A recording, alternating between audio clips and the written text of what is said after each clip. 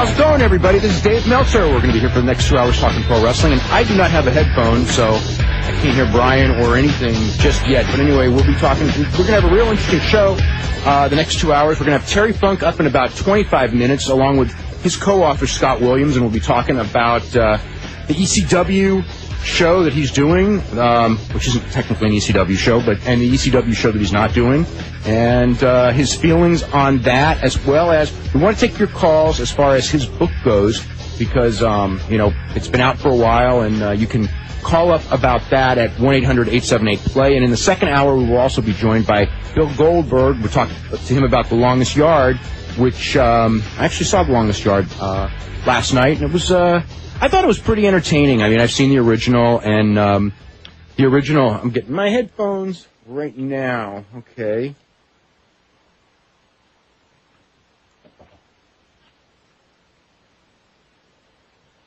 Testing. Hold on.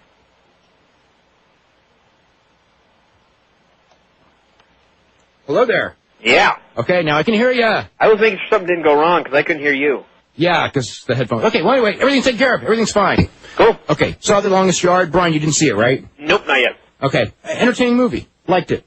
Did you see the original? No. Okay, it's not as good as the original. But I better not interview Burt Reynolds. What? I better not interview Burt Reynolds. I know, really. I know he slapped the reporter who didn't see the original, right? I'll teach him a lesson. How dare not to watch that movie from 30 years ago, but the Burt Reynolds classic. But the wrestlers all did pretty well, actually. I thought Sapp and Kevin Nash probably the best. Kevin Nash was good, I gotta say. Did he steal the show? No, absolutely not, but he was good. That's good. I mean, I could see a lot of people think that Sapp's going to get, a lot more roles out of this one, and I can see that one happening, and I can see Nash getting more. Goldberg, just was Bill Goldberg. I don't know that there was anything, good or bad about his performance. I liked Austin, too. He played, a redneck heel and, pretty hated guy and did pretty well. So anyway, the movie's a big hit. I mean, first week anyway. Reviews so-so, but it's not the kind of a movie that's going to get really great reviews.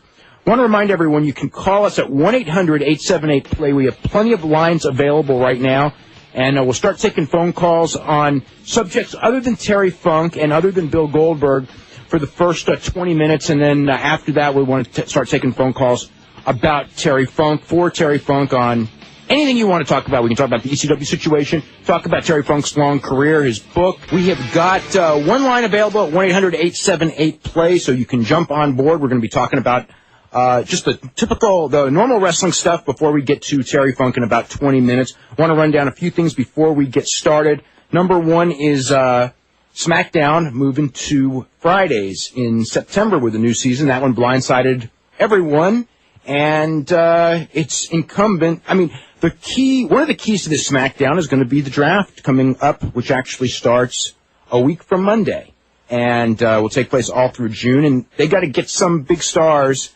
or people they can make big stars onto that SmackDown side. So because they got to go in September with something real hot to so when they make the switch over, that they keep their audience and get their audience into the new pattern.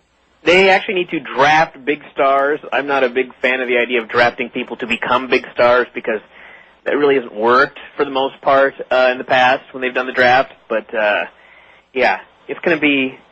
It's interesting to me because I have a lot of friends that watch SmackDown, and I've talked to a lot of them about the Friday deal, and none of them care because half of them don't even watch SmackDown, and the other half always tape it. So I don't know what this is going to mean.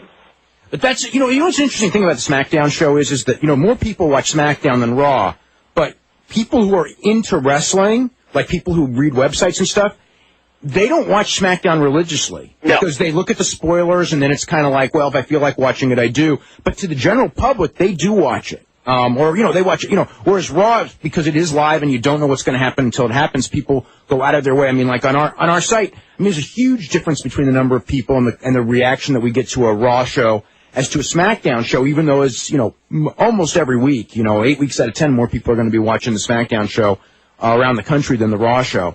And I don't know. I mean, I'll tell you one thing. That those numbers between Raw moving to USA and SmackDown moving to Friday, that could change.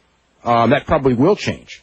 And Raw will become more, Raw already is like the A show. It's going to become more of the A show. Yeah. Unless they really work hard in the next month and on the writing to change that.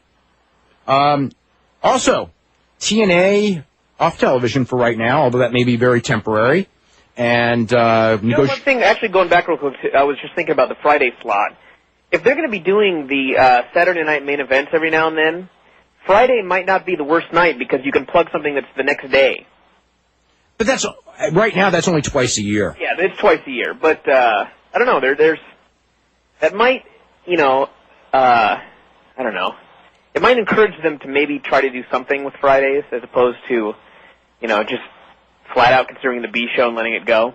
What's interesting is between UFC and the WWE, they're going to be on. One's going to be on Friday, the other's going to be on Saturday, and yet both are being used by the network theoretically to attract the very viewers in both cases on both networks that they're on that are out more on Fridays and Saturdays. Yeah, But I mean, I know why they did it with SmackDown. I mean, SmackDown, it was not like we're here to sabotage WWE. It's not like anything like that. What it was that they have a really hot show, the new Chris Rock thing, that they think is going to be like the big hit on the network, and they wanted it on Thursday, which is the hottest night for TV, and it was a lot higher priority than SmackDown, and that's really all this decision was based on. We're going to go real quick. We're going to go to Eric in Indiana, who is with OVW. Eric, what's going on? Hey, what's going on, Dave? Not too much. How you doing? Oh, pretty good. Just basically wanted to call in. I'm actually an athletic trainer at OVW in Louisville. Uh-huh. And just kind of tell you that, I appreciate something other than biceps to call into and to listen to, because it seems like since, a few years ago when Vince bought up all the other products, there's just WWE to talk about, and I appreciate the show. I appreciate everything you've done in the past with Jim Cornette and everything like that. And I just kind of wanted to call in and tell you that. Oh, well, you're very welcome. We, Bryan and I religiously watch OVW. I've heard that. Actually, I think I sent an email to maybe Bryan, who wrote a pretty good column about OVW and Southern Style Wrestling. I think it was Bryan who I wrote the email to, thanking him for that as well. Uh-huh. So it's always good to know that you guys are keeping up with it, because you may be the few, other than the creative team at WWE, that actually watches it that doesn't live in Louisville. So we're not sure about the creative team. Well, I've actually heard recently that they've been told that they have to. Yeah, that is right. That they have been told that lately. That's something that they were told, I think, about 2 months ago. So I don't know how well they listen to that, but that's what I've heard. Well, I mean, as far as like Eminem and the Heartthrobs, or used to be the Heartbreakers, they at least were noticed, and they were brought in. I don't think they've been brought in with quite 100% the effectiveness that they were used in OVW. Partially, music and just a couple of minor changes, but they're one of the few acts that were created in OVW that went to WWE and were not totally revamped. So right. It's clear that the mentality that seemed to be there in the past, that we are going to create new characters for all these people, even if their existing characters work, that at least they're open-minded enough to go like, well, if they've got a hot character, we're not going to tamper with it too much. Right. But also, creative had spent a couple of days at OVW prior to Eminem and the Heartthrobs debuting. So it may have been the case, or it may not have been. But it is good that they're not completely revamping their characters, like you say, because... Although they revamped the Heartthrobs too much. Well, what are they doing with the Heartthrobs? Because I know in Tacoma they were doing the Ohio Valley gimmick. Yeah. In Louisville, they were somewhat of an ambiguously gay duo, and to, throw it out there. And when they decided to bring them up on the road, they decided that they weren't going to be gay anymore. Now, I don't know how much they really have shown of that, because they haven't really put a lot of TV time into the Heartthrobs yet, other than just a match here or there. They haven't really done any promos or anything like they did with Eminem. So we'll see how they go with it. Yeah. But anything else going on over there? Or? Not really. Just a lot of different chaos with Jim Cornette being not with us for a few weeks, which is it's a good thing for everybody because Jim needed a break. You know, he said a lot the past few weeks that he's just kind of getting burnt out. He's booked like 300 some shows in a row, and you know the only break we really get is 2 or 3 weeks of Christmas, and that's it. Yeah. And he just week after week he was getting burnt out, and I think it started to show. And you know, I think when he comes back, it'll be fresh. Everything will be good. We have some new talent coming in with Atlanta possibly opening up. We have, you know, less of a roster, but still we can highlight the talent we have. And I think it'll be good just in general for everybody. Are there any guys in OVW that have maybe not started on television that you may have heard from practice or something that are guys to kind of watch for? There are a few. We have some working dark matches and things like that right now, just kind of to see what's going on with that, see how we're going to use them, how we're going to fit them into the situation. Right now, with the chaos on television, we're not really featuring anybody new, probably until Jimmy comes back, I don't think. Alan, you know, has been kind of running the show, Alan Lance, and you know, with Lance leaving in July, I think Al's trying to kind of take the torch as much as possible because Lance is, you know, he is leaving here in just a month or two. So I think there are a couple of guys. Ken Anderson is not really been shown on TV a lot. He is, I think, going to be a big-time player coming up very soon. Chet Jablonski, a couple of guys that have been featured maybe in either dark matches or opening matches on TV that could possibly get some good pushes coming up pretty soon. I have kind of a weird question. On the last show, or the last one I shot, when Alexis Lurie was back there was about 100 guys in the backstage area. Is it like that every week? Well, the deal with that is that we have a small backstage area, and we have a lot of wrestlers, which is one of the advantages to Atlanta opening up. Hopefully, we won't be getting as many new guys in and out to crowd it as much. That particular night, I think we had some extra guys from our amateur class that just happened to show up. But yeah, you know, Danny Davis, we have an excellent arena compared to where we were before. But, you know, Danny is really, we have a really nice place, but the backstage area is just kind of small, unfortunately.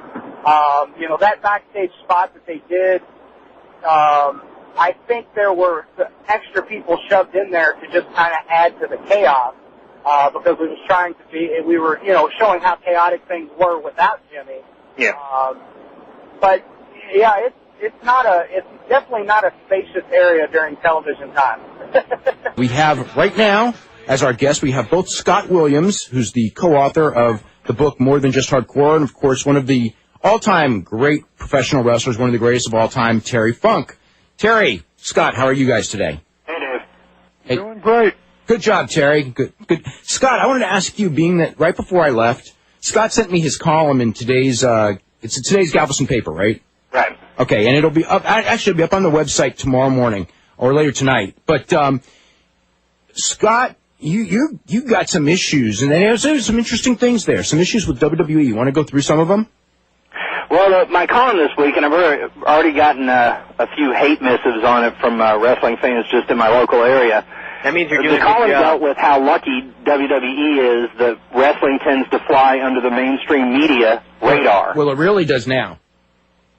And the reason they're lucky is that they've made some implicit and explicit racially offensive remarks, things that would have set off a firestorm if they were said on any other program that did catch people's attention.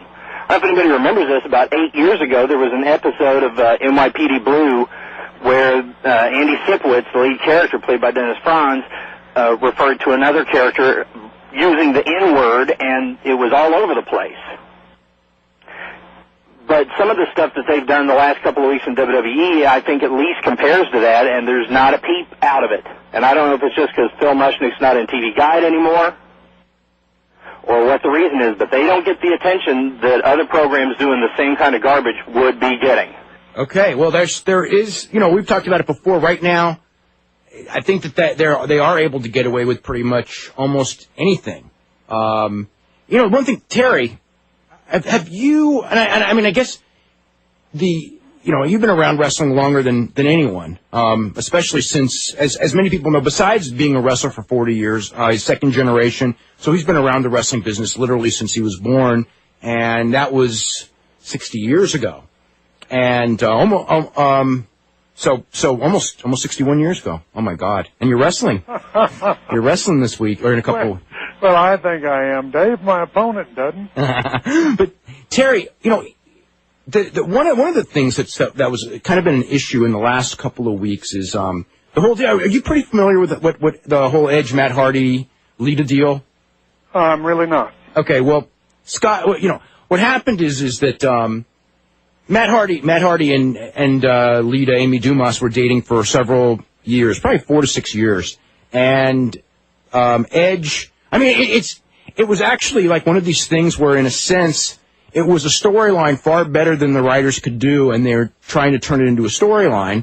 In that she was, I guess, fooling around with Edge. Matt found out. They broke up, and it became in kind of on the internet and thing. It was bigger than anything that was going on in the real news of wrestling, and eventually what happened was, I guess WWE felt that they couldn't have them all work together because of the issue. So Matt Hardy, who was the one who kind of, got dumped, then got fired because of the three he was deemed the least valuable, which made him a very sympathetic babyface for a while there with nowhere to wrestle, although he's going to probably wind up with TNA. Although I am shocked WWE hasn't brought him back because whenever those guys are out there, they're chanting, we want Matt, we want Matt. It's like a brilliant angle, except they're not doing anything with it. And then storyline-wise, in the last couple of weeks, they put Edge and Lita together, and it's actually a great heat pairing in the sense of, because the people know the story and they absolutely hate Edge, and quite frankly, they hate her too. And she was a babyface, so they turned her heel. And they're using Kane in the Matt Hardy role, like he was the wronged one, that she cheated on Kane, even though everyone knows the real story. And it's really it's a unique storyline. I don't know. What do you think about all that? Digesting all of that one. I'll tell you what I think about that very simply. It's a unique storyline because that is a shame whenever that storyline can take precedent over your strongest line that you have. Yeah. That is what's absurd. That is what's wrong. Something is wrong. Mm-hmm. Somebody, they have to, it's just like the ECW situation, he still doesn't get it that he can't buy, own, or steal ECW. He can take the name, but he can't never be the product. Because as soon as he becomes the product, it's Vince McMahon. One of the no longer ECW of a bunch of starving to death wrestlers to very talented wrestlers that every one of them believed in merit, and merit does not exist in his world of wrestling. One thing I wanted to get in touch, talk to you about this one as well is you turned down the WWE show. Yes. And you're absolutely okay. And explain why, because it's a pretty big deal. Because I am incapable of doing two. To be very honest with you, I can't do them. And WWE wanted to pay me 3 times what I was getting from Shane Douglas or whoever that is. I don't know who it is. But hopefully they got some money at least. Well, they got it. Hopefully they pay what they say they're going to. They got the advance. I know that. Yeah, and as Vince is, it's a deal to where I wanted to be where I want to be. If that makes any sense to you, I want to be a performer. I love the product that we put out. It has a special place in my heart. And I'm very serious about this. It really does. A lot of people may not think that. The money makes no difference in this time of my life. I hope the other guys go there and wrestle there and do wonderfully, but I don't want to be a part of his organization because he is not ECW. Paul Heyman is not ECW. The Sandman is not ECW. Todd Gordon is not ECW. Terry Funk is not. It was a group of misfits, a group of nuts, a group of crazies, whatever you wanted to call them, that were in need of a stage. And ECW was a stage, and we did our damnedest to stay alive. And then he came along because he was out of gas, evidently, as far as producing DVDs and other things, and he came up with the ECW idea. So he puts that out there, and it's very much of a success. So now he's going to do it again. So who's going to really, truly profit by this? It's not ECW. It's nothing to do with ECW. It's Vince McMahon. That's what drives me crazy. It's nobody else, but you're not watching ECW. One of the things... You're watching Vince McMahon. Do you think Eric Bischoff would come into, dadgum ECW? Why, heck no, he wouldn't. He wouldn't be caught within 2 miles of there. Did you watch Raw on Monday? No, of course not. I hate to say that. No, I don't mean that, really. I don't mean that, of course not. I pick it up whenever I've got time to pick it up, and I didn't have time to pick it up on Monday night. Okay, well, one of the things that, I thought, it was a real interesting thing because they tried to blend history in, although it was quite a unique version of history. The history that they tried to say was that Eric Bischoff destroyed ECW despite Vince McMahon's financial and best efforts to keep it alive. And Vince is there to save it, Eric's there to ruin it, and Paul's there to do the show.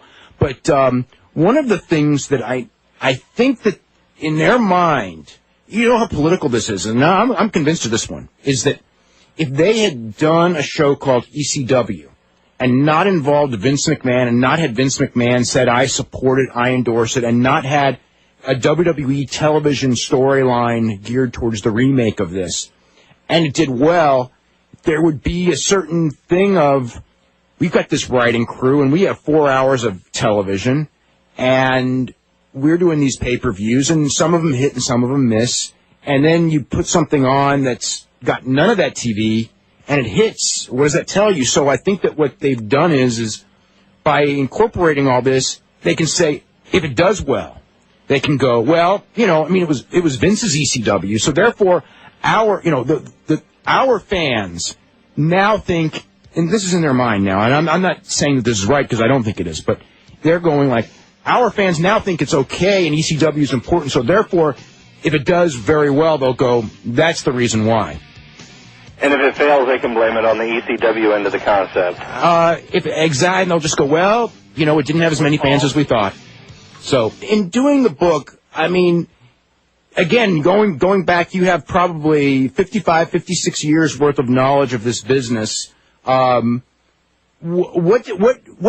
were you trying to convey, I guess, in the book? What was kind of like your goal with the book when you first started? And also, what type of things do you wish you had more space for? And what type of things do you wish that you could have gotten in?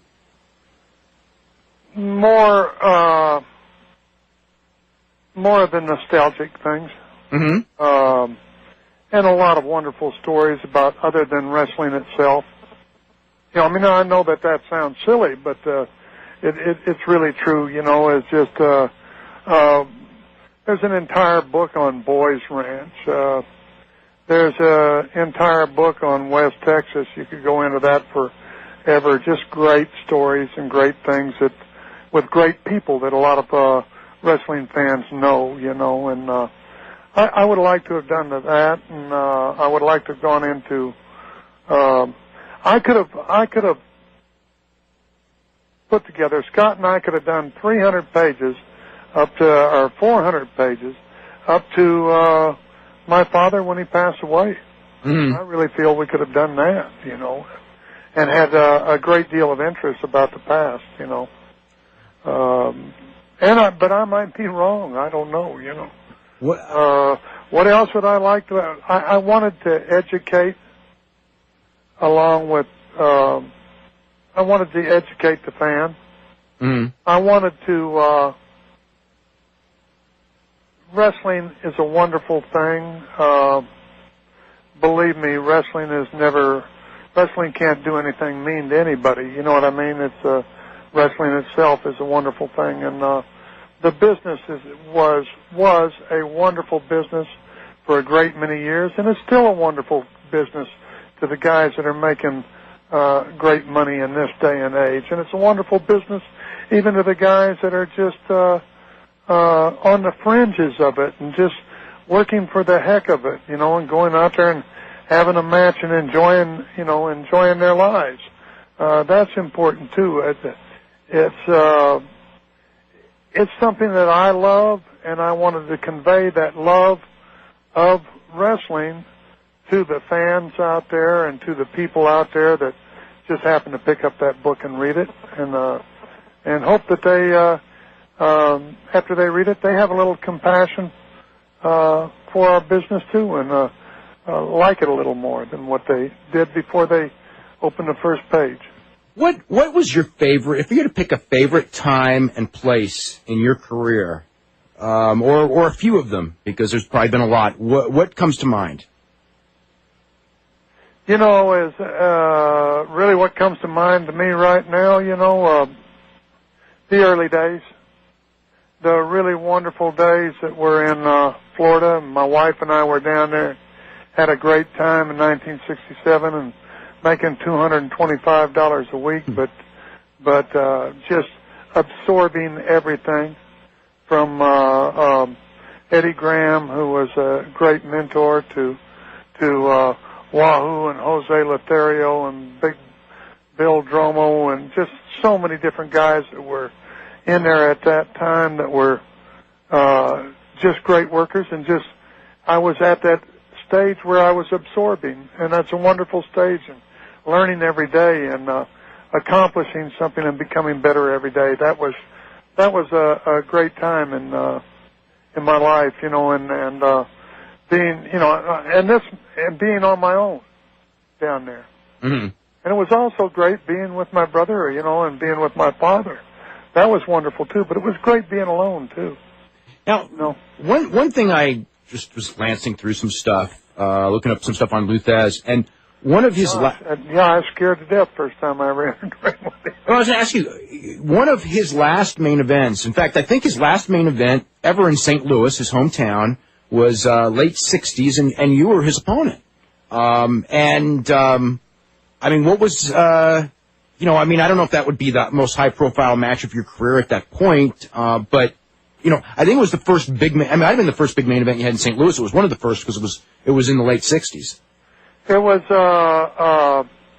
you know, the funny thing about it is that the only thing that I wasn't concerned about the program or what I was going to do or what was going to the outcome of the match. I could care less. The thing that I was concerned about and I loved so much and just couldn't wait for that day was because I was getting in the ring with him, seriously, you know, and I'm serious about that, you know. I mean, you go in the ring with Luthez, and it was,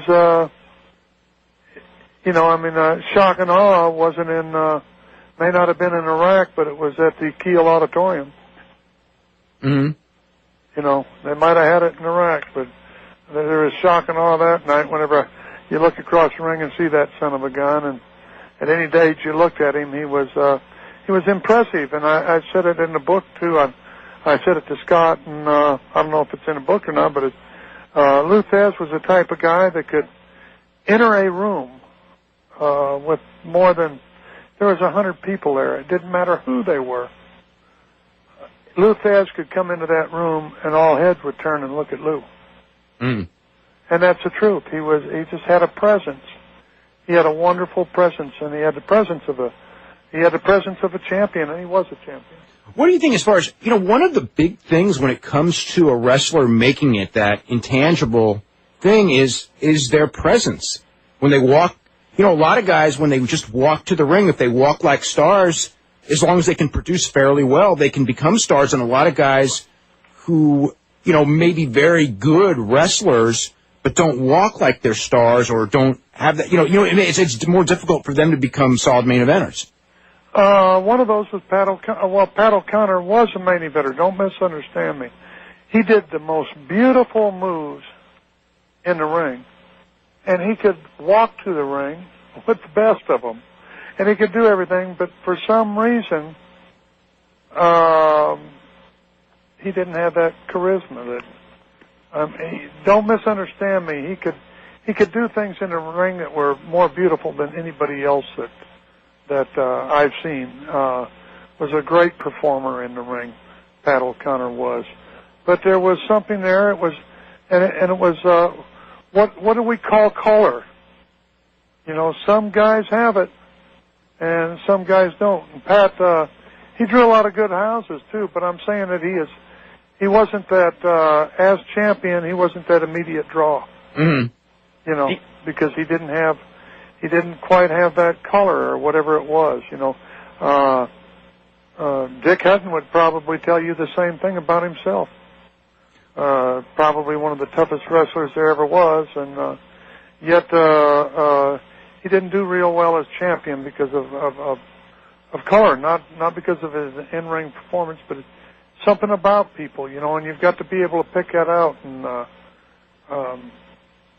not many people can look at somebody and say, that guy, he's got it, he's really got it, it's and not be wrong very many times, majority of the time, and I hate to brag, but I think I can do that pretty well. But pick or do it. I mean, we know you can do it. Yeah. Do you think that color, that presence, is something that you can learn, or do you think that just some people there's no hope? No, some people there's no hope. Mm-hmm. And it's just something about them, it's just something that is just, it's undefinable.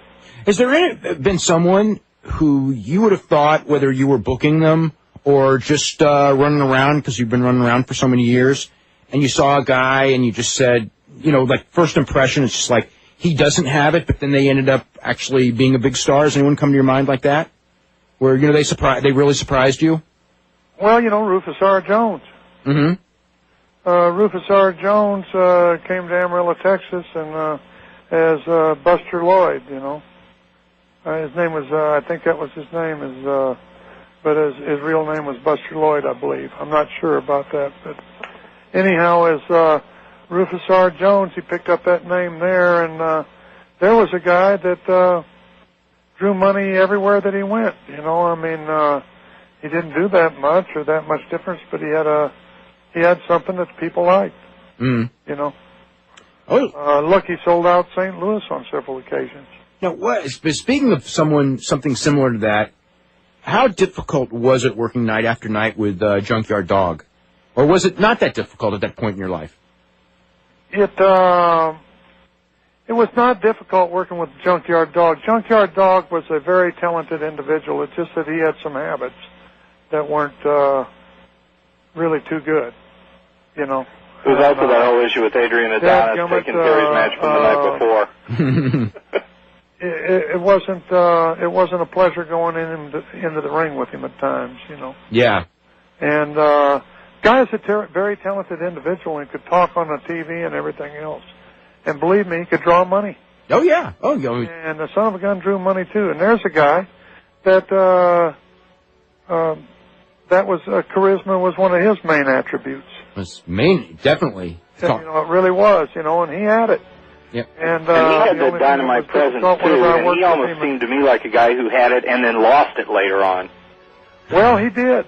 He did lose it, and he lost it for, and I wish that he wouldn't have lost it, Yeah. Dadgummit, he is a very talented individual, and would have loved to work with him every night, but it wasn't easy. We're going to go to Ed in San Antonio. Ed, what's going on? Hey, guys. Terry, it's always an honor to talk to such a legend. The question that I have for you is, I remember being a kid reading an After magazine, and I was reading a story about you running through the streets of New York with a fake NWA title. And I was wondering what the story with that gimmick was. What? Yeah, well, that was a great gimmick. That's exactly what it was. You know, as I just decided nobody had ever done it before, so I just claimed the world's heavyweight championship. So I just got a belt and put it around my waist, went up there and saw After, and After took a bunch of pictures, and it just created a chaos among everybody in the country, and all I was doing is claiming to be champion. You know, and it was something very unusual and different that hadn't been done, and it's amazing. It was a whole lot simpler to come up with things that hadn't been done before at that time. Okay, and I have another question regarding Japan. Since you're such an icon there, how were you treated by the Japanese mafia, considering they're such big wrestling fans and big fans of the Americans? Did you have any positive or negative experiences with them? They were definitely there and everywhere. It was really strange, you know, as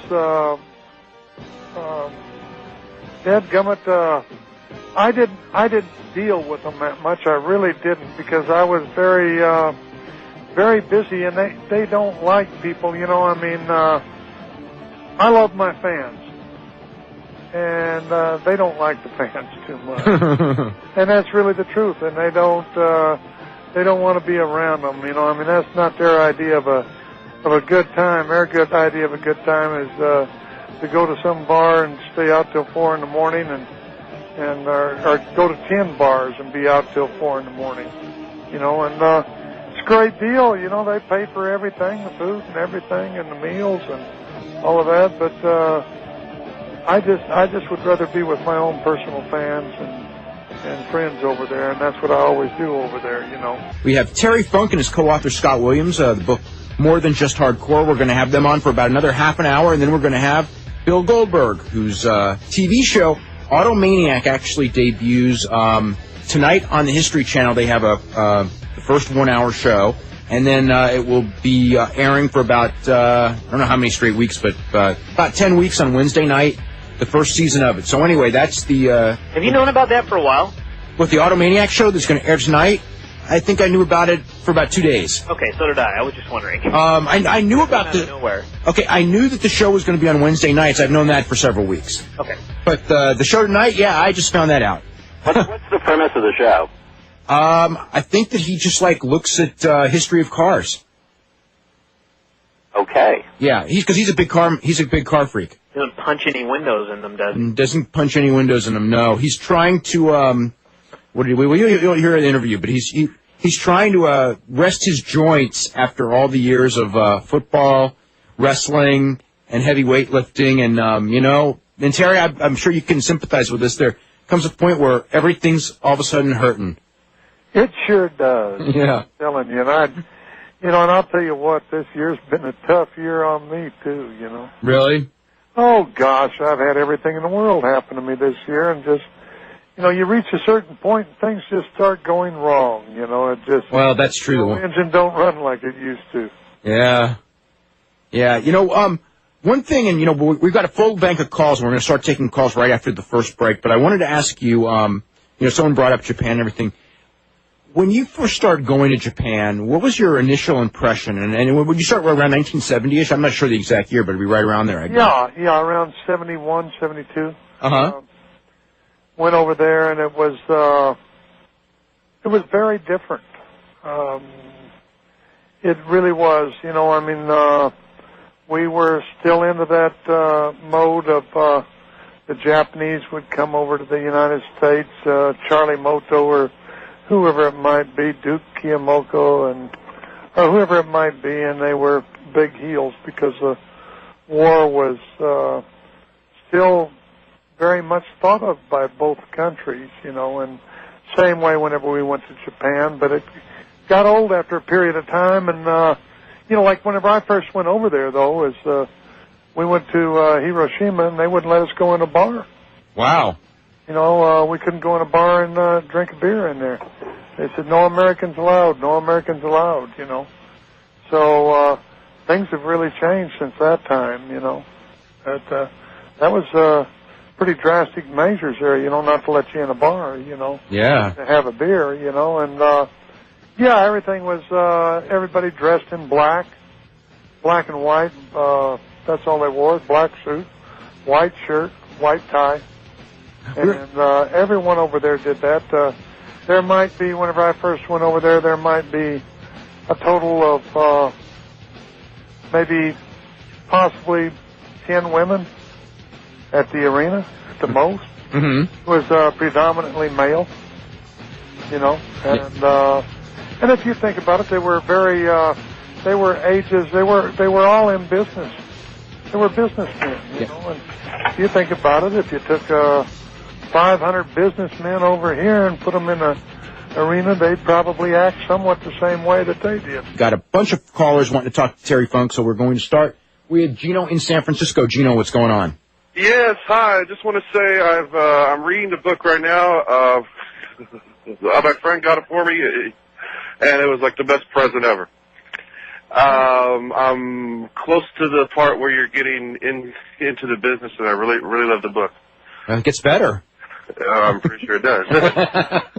I just want to say, going back to the days of the NWA, I remember you put a bag over Ric Flair's head, a plastic bag, and that was like when I was a kid, that was one of the scariest things. I really thought you were trying to kill him, and I wonder who came up with that idea, and if you were afraid to do it on TV. And I know WWF would have never done anything like that.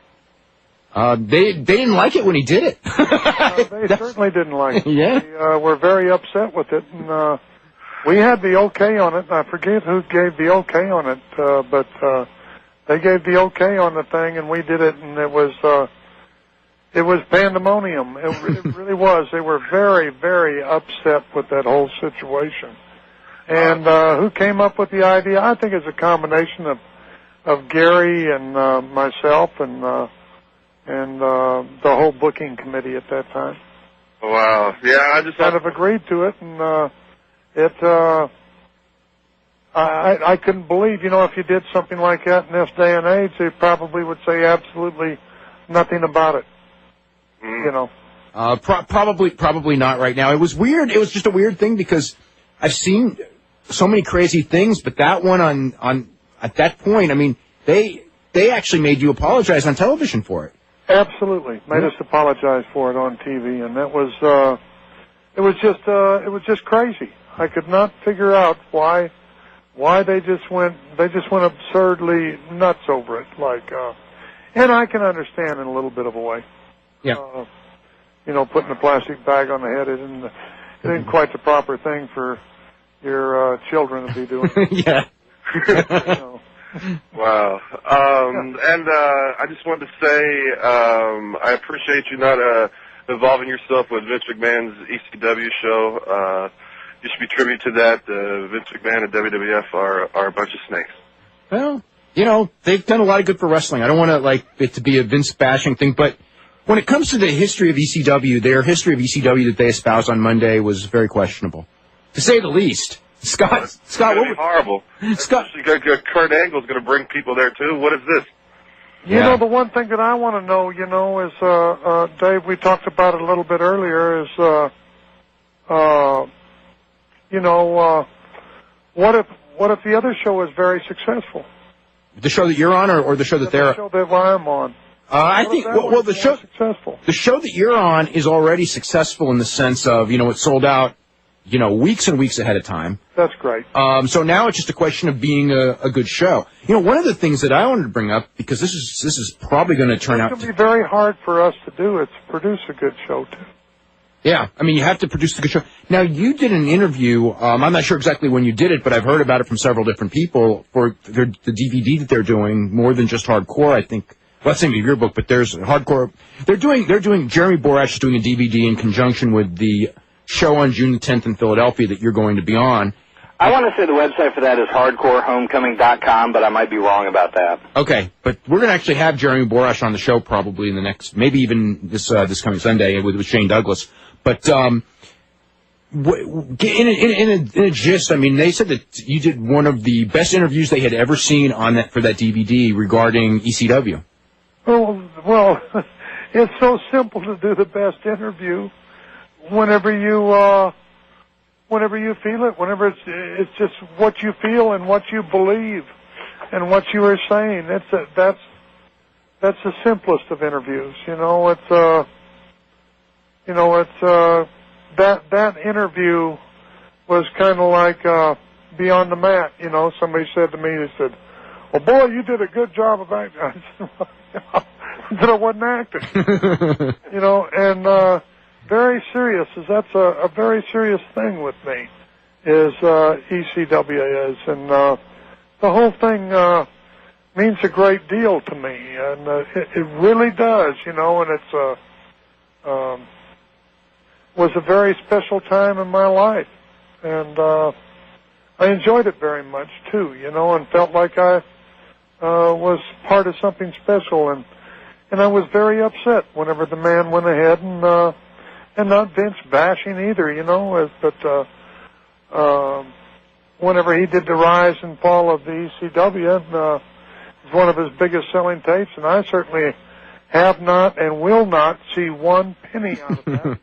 And nobody has ever given me a penny from a ECW show, so I don't know how legal that is or how they ever got the rights to it, because I never signed anything.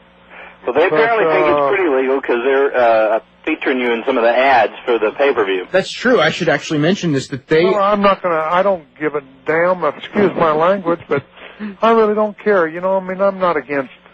that'd be the last thing I'd do is go sue somebody over it, but, I'm just not that kind of guy, but I can get upset about a few things, though. Yeah, because they have a poster ad campaign in New York, and they have a couple different posters, and two of them are actually of you. One was you and your brother against Public Enemy, and the other one was you and Mick Foley, Cactus Jack, with the flaming branding iron of the, I guess they had 5 or 6 of them.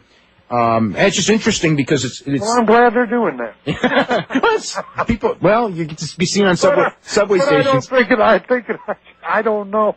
I don't know what the heck I'm doing in this world of wrestling right now, but dadgummit, it's really important to me that we go out there and the three of us kind of return back into that ring and kind of raise the level of the bar and try to have a decent match and hopefully we can give the people something that they're going to enjoy and like and let me go on down the road.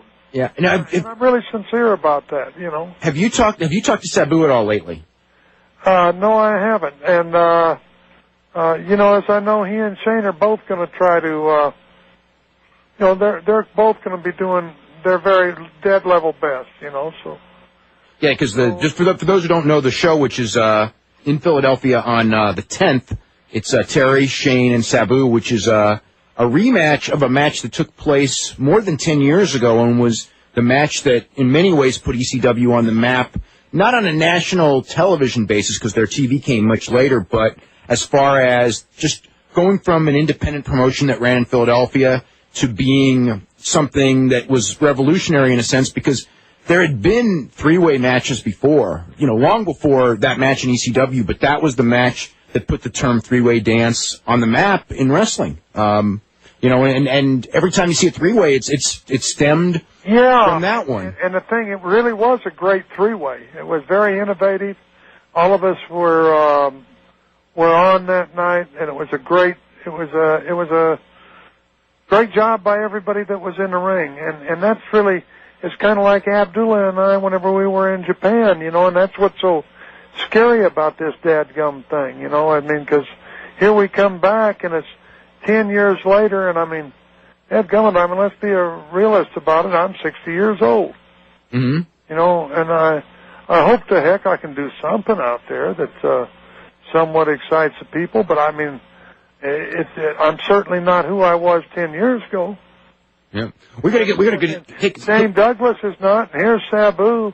Who's off of injuries and everything else, and it's gonna be a tough night, and for acceptance, because I know that in Japan, as they look at that match with Abdullah and I, and those old matches, like they remember them and everything else, and 15 years pass and they get bigger. It's kind of like when you was a kid, and you go back and look at you had your bedroom and it was great big, and then whenever you get older in life, you go back home and look at your bedroom, it's very small. And that's kind of the way that this match could be, I hope it isn't. We gotta go. We gotta take as many calls as we can because we're running out of time. Travis, Los Angeles, you're up next with Terry. Hey, guys, how's it going? Going good. Dave, actually, this is Travis from the Blind Date Show. Oh, from Blind Date. You sent me the tapes when the WWE guys were the Tough Enough people were on the Jackie Gator show, which was a classic that they should have followed up on that they never did. We're actually trying to put together a TNA week also. Oh, that should be interesting. That's very stressful right now. Real quick, I wanted to say, first of all, I'm actually working. I can't say what I'm doing, but I'll be working the Diva Search out here in the next 2 weeks. Mm-hmm. So once that's all done, hopefully that Sunday I can call you and kind of give you a heads up on what to expect. Awesome. From that. But real quick, it's an honor to talk to Terry. And being in L.A., Terry, you've come down here a lot in the past couple of years. Unfortunately, I had to attend some of the XPW shows, and I want to get your thoughts on that whole company, Rob Black, and the whole XPW division while it was around. Rob Black was, I had no idea who Rob was. I got to be the dumbest guy in the world, and my wife and I went out there, and it was, and I don't know how Rob knew it or anything, but it was my birthday, and dadgummit, they all brought a big, huge birthday cake down there for me, and he and Lizzie did, and I thought they were about the greatest people in the world, and I had no idea who in the world Rob Black was. Then I hear that he's chopping fingers off. My wife and I were just thrilled with him. We just thought he was the greatest guy in the world. Dave, I'll give you after the Diva. Okay, thanks very much. Ignorance is bliss, guys. We're actually going to be going to Bill Goldberg in just a minute. Bryan, you there right now? Bryan is not here. Now I'm here. Oh, Bryan, okay, good. One of the things I wanted to talk to Terry Funk about, but we got sidetracked into another issue. If you were Lita, what would you have done with this situation as far as would you have done the angle or no? Because that's a real intriguing one to me, is the thought of she could have said no. You know what I mean? Yeah, but there's way more to it than just asking what I would do, because I don't think I would have gotten myself in Alita's situation in the first place. Yeah. And the fact that she did get herself into that situation makes the answer a whole lot different. Yeah. So, I don't know. Yeah. We're going to head to Bill about the whole deal. Yeah, we're gonna head to the Bill Goldberg tape right now. So let's go to the interview I did the other day with Bill Goldberg. Okay, welcome back to Wrestling Observer Live. I'm Dave Meltzer, editor of the Wrestling Observer newsletter, and we're here with Bill Goldberg, whose movie started this weekend, The Longest Yard, with several pro wrestlers: Stone Cold Steve Austin, Bill Goldberg, Kevin Nash, Giant Singh, Bob Sapp was in it as well, and it's kind of ironic the day that the movie opened. Bill, of course, you were a big fan of the original movie, weren't you? Absolutely, man. 74. Growing up as a kid, all I ever wanted to do was play football. Nitschke was a hero of mine, and I was into Trans Am's, and I was into Burt Reynolds. So it was kind of a natural fit. Now, did they come to you, or did you go to them when you heard when this movie was coming around? I think it was a mutual deal with my the talent agency, and the usual protocol happened. Mm-hmm. Now, it's kind of a weird irony that Eddie Albert passed away the day the movie was going to open. Yeah, that's unfortunately a damn shame, Yeah. Now, one of the things I wanted to talk to you about, how's married life treating you, for one thing? That's beautiful, man. The beast has been tamed. Really?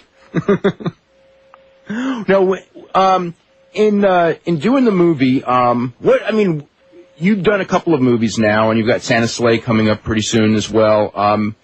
Do you have anything coming up as far as next films or next things on your plate?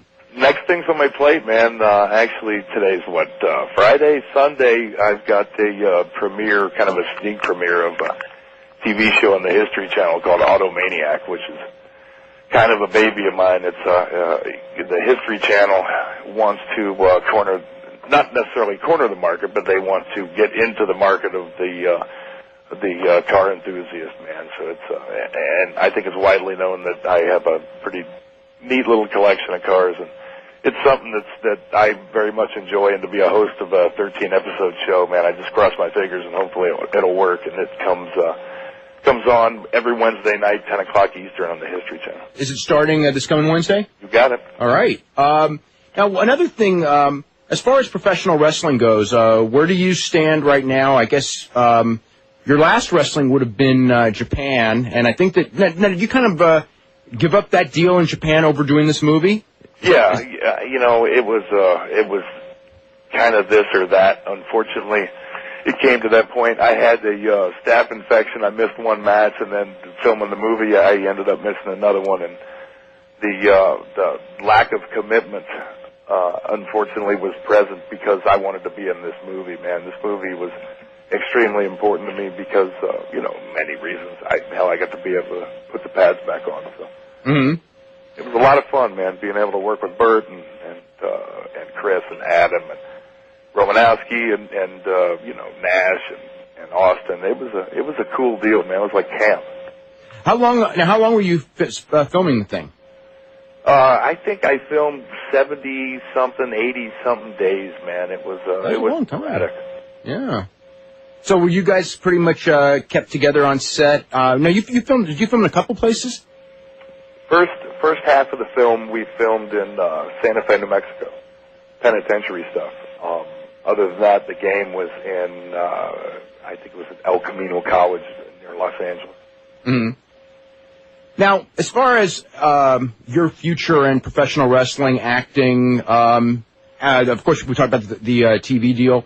Is there anything else that what's your next goal, so to speak, as far as, is there any goals in professional wrestling or goals exclusively to acting right now? Hey, man, you know, at this point in my life / career, you know, I've moved on a little bit. I've gotten married. My priorities have not necessarily changed, but they've had a couple additions, and I would love nothing more than to be able to step back in the wrestling ring and be there for the fans. It would be awesome for me, but it just has to be the right situation, whether it be in Japan or anywhere overseas. It would, or in the States, man. It would be an honor to be able to get back in. But like I said, man, I would only do it under the right circumstances. Now, as far as movies and TV and stuff like that, hopefully the success of this other TV show leads to hosting job of this other car show. It's kind of on hold dependent upon the success of the first one. So movie-wise, you know, we've got some roles we're looking at, and, you know, everything's just got to be right, man. I'm not taking everything that's thrown at me by any stretch of the imagination. So, you know, you have to pick and choose. I'm 38 years old, and, you know, I just got to do the right thing. Now, looking back, what business do you think is crazier, acting, wrestling, or football? Crazier wrestling. There's no question about it. Okay. It depends upon your definition of crazy.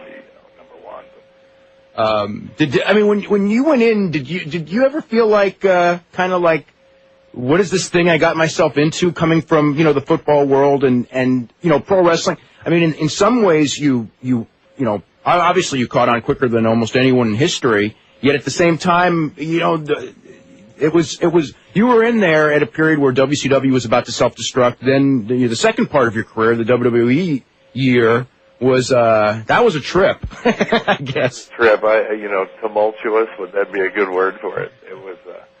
I was, you know, all I ever wanted to do as a kid was play football. Man, I've said that so many flipping times. It's like a broken record, but.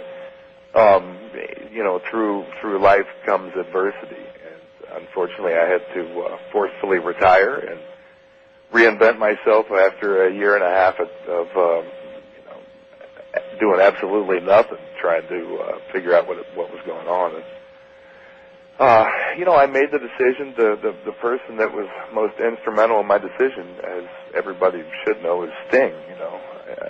That's been said before. But did I know what I was getting into?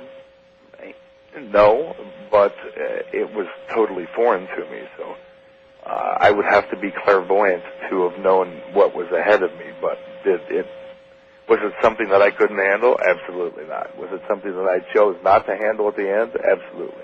Really? Now, in WCW, was there a period where, because when you really caught on, that was the peak of the company.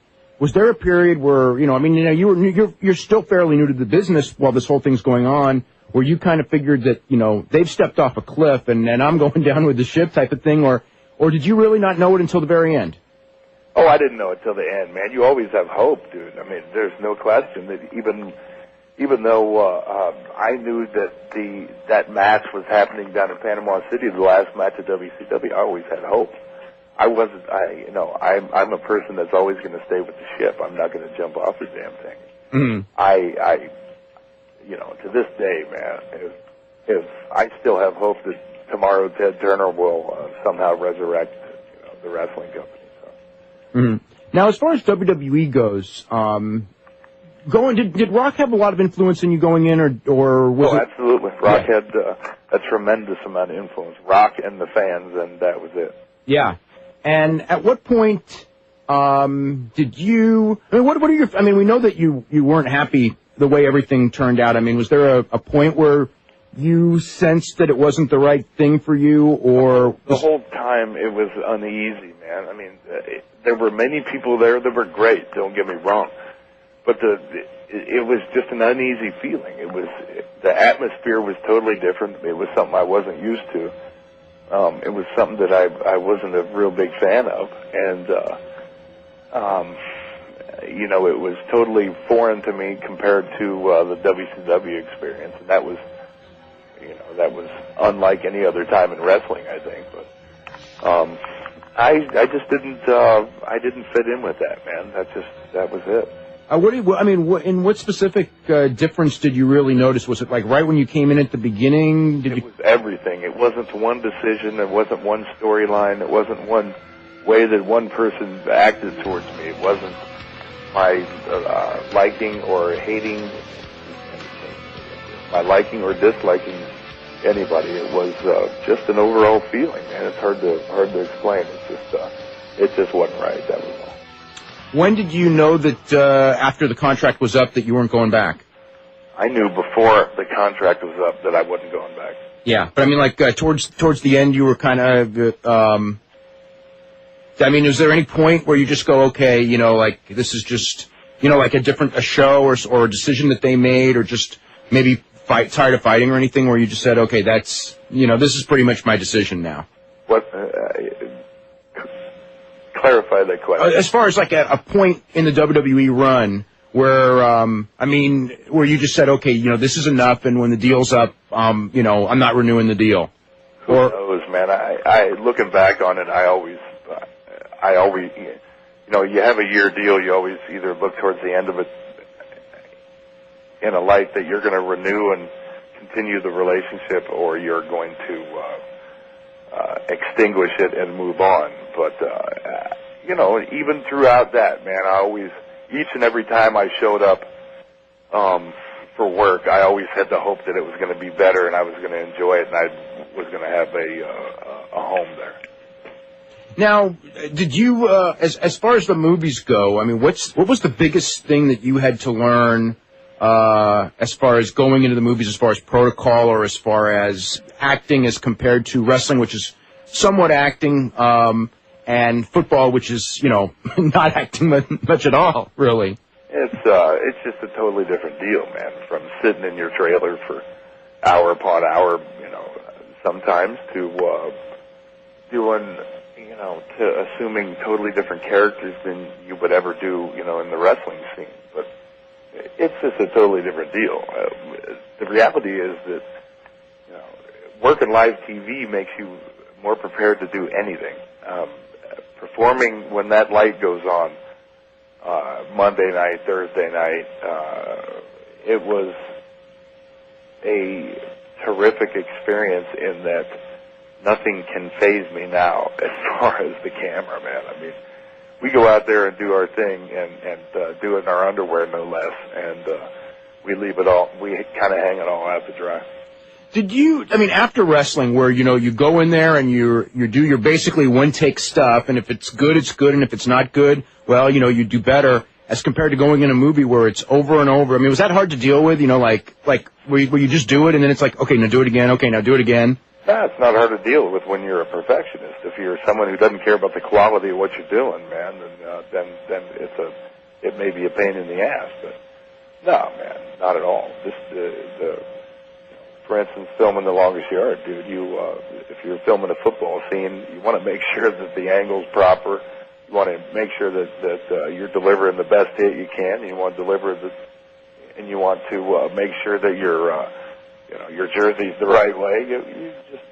I'm a perfectionist in everything that I do, so no, that doesn't bother me a bit. Now, I was working with Adam Sandler. Did you know him at all before? And did he talk to you about wrestling and everything? Because I know he was a fan growing up. Yeah, I knew Adam, definitely. I've known Adam since I think it was the Kids' Choice Awards back in the late 90s, I think. But our heritage had something to do with our instant relationship. So, yeah, he's hilarious, man. I've always wanted to work with him. It's an honor of mine, and it was kind of a dream of mine. He's definitely been a part of some of the most hilarious movies, in my memory. Now, as far as Bob Sapp, I know you did you meet him in football or did you meet him first in WCW? I met Bob at the training facility at WCW. Yeah. And then he ended up becoming a big time success in Japan, and you kind of, this was one of his. I guess he was in what was the movie with Jennifer Garner? I forgot. I mean, I know, but yeah, I can't remember. But anyway, he was. But this was one of his, first major things. I think that he's going to get noticed, especially since in the TV commercials they're showing a lot of his stuff. I mean, how was working with him, and what did you think of his work? Oh, Bob's awesome, man. Everybody, all the wrestlers just shined in this thing, I think, from Austin to especially Nash. I think Nash stood out more than anybody, man. That was great to see Nash get the ability to get the part to show his comedic side to everybody, because he's just one of the funniest guys on the planet. Bob was awesome. Dilip, I know Dilip from Japan. Mm-hmm. And he's great too, man. And I like I said, I couldn't be more proud of everybody that was on set that had wrestling ties, because they all performed very well. How about as far as the football guys? Were you did you know most of them going in, or had you met, or like Michael Irvin and stuff? Is that new when you was? Yeah, I knew Irvin. I knew Romanowski. The professional football world is a fraternity that's it runs pretty damn deep. So. Do you think I've definitely been on the sidelines when we played both of those teams. Now, what as far as like football players and wrestlers and mixing? I mean, did it take a long time, or was that something that that both groups kind of got along when they kind of saw what everybody was? It's instant, man. It was an instant relationship deal, because it's kind of funny when I played football. Football players look to wrestling as an outlet, so they appreciate it. They are entertained by it, so it's kind of cool. So you have an instant relationship with the guys, and obviously I had a tie with both, so it made it pretty easy for me to get along. You still train for fighting, or is that kind of taken secondary lately? I haven't picked up a weight since the last day of filming. I've been working out for 125 years, it seems like, and my joints are just absolutely destroyed. And actually, after this PR tour for The Longest Yard and for my TV show, I'm going to start back up again. But it's been about 6 months.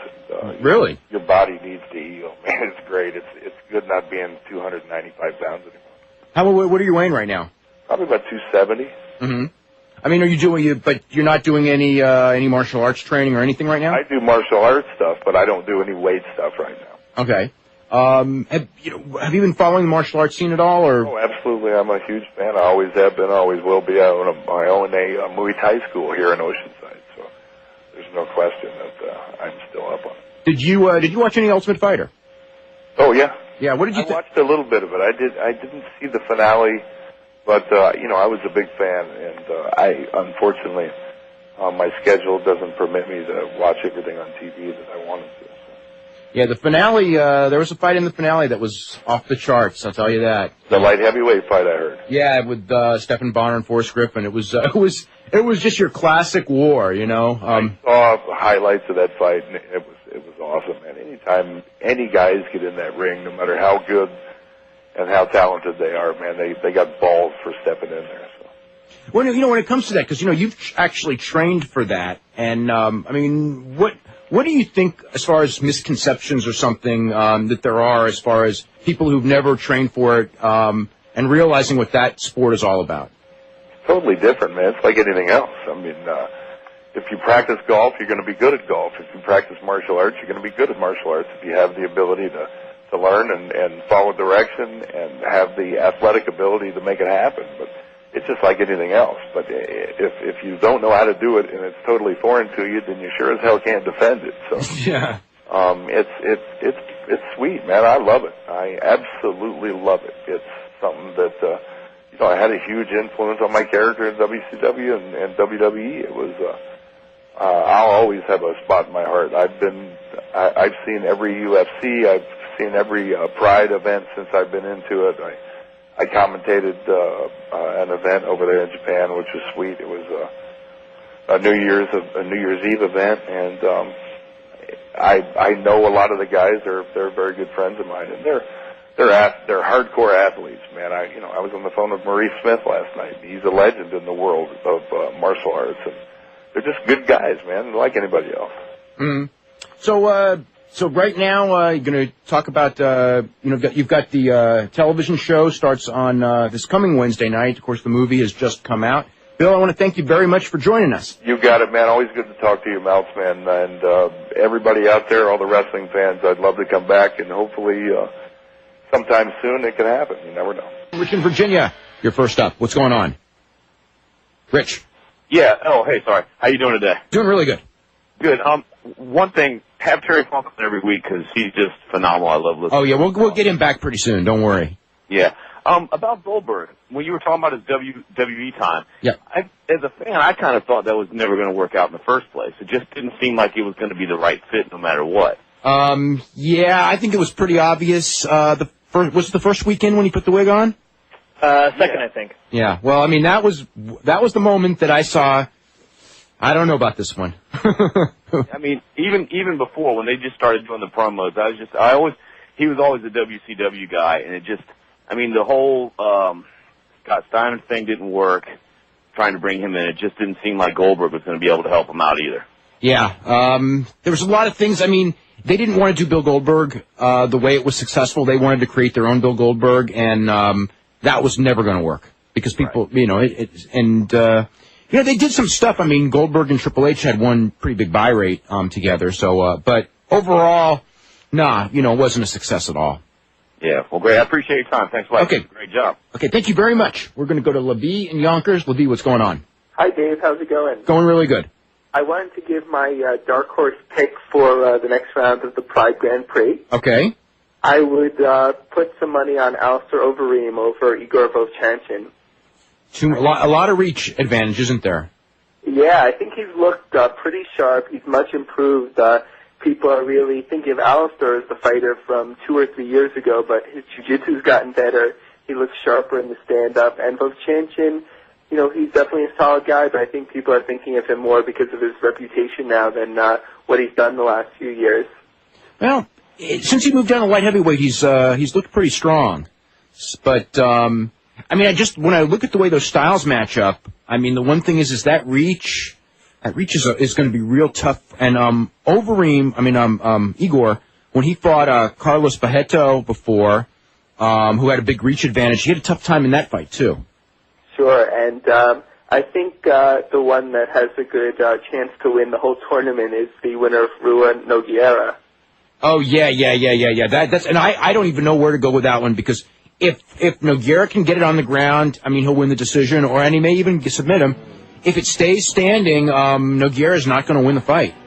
I think if somebody wins that fight decisively, we'll probably get a good picture of who's going to be the dominant fighter in about 2 years of Pride. Yeah, well, they still have to go through Silva. He's still got to be considered the favorite just because, no one's beaten him yet at that weight. Definitely true. So, okay? All right, thanks a lot, Dave. Okay, very welcome, Levi. Okay, well, thanks everyone for joining in. We will be back next week. I think we'll be talking about the ECW show with Shane Douglas and Jeremy Borash, as well as we'll be taking your phone calls as with all of the wrestling news. So until then, thank you, Bryan, for joining us, and thank Terry Funk, Scott Williams, and Bill Goldberg. You listen to the Wrestling Observer live on the Sports Byline Broadcasting Network.